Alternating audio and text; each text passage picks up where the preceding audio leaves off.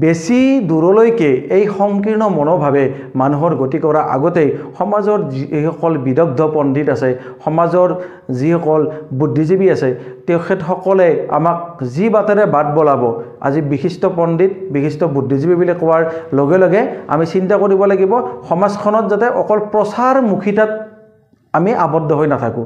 আমি প্ৰচাৰমুখিতাৰ পৰাও দূৰত গৈ কেনে আমি যে সমাজৰ আমাৰ যে অভিভাৱক আছে, সমাজৰ অভিভাৱক বুলি কওঁতে আপোনালোকে নিশ্চয় নিৰ্দিষ্ট কিছুমান ব্যক্তিৰ কথা আহি পৰে। আজি হীৰেণ গোহাঁই ছাৰৰ কথা আহি পৰে, নগেন শইকীয়া ছাৰৰ কথা আহি পৰে, তেনেকুৱা বিভিন্ন আৰু বহুত ব্যক্তি আছে। তে সেইসকল ব্যক্তিৰ যি আমাক এটা ৰাস্তা, এটা পথ দেখুৱাব, সেই পথত আমি যোৱাৰ চেষ্টা কৰাটো উচিত হ'ব। আৰু তেতিয়াহ'লে আমি আমাৰ যি সমাজখন আছে, বিশেষকৈ মই অসমৰ প্ৰেক্ষাপটত কৈছোঁ, আমাৰ উত্তৰ পূৰ্বাঞ্চলৰ প্ৰেক্ষাপটত কৈছোঁ, আমাৰ যি সম্প্ৰীতিৰ সমাজখন, এই সম্প্ৰীতিৰ সমাজখন আমি ৰক্ষা কৰিব পাৰিম।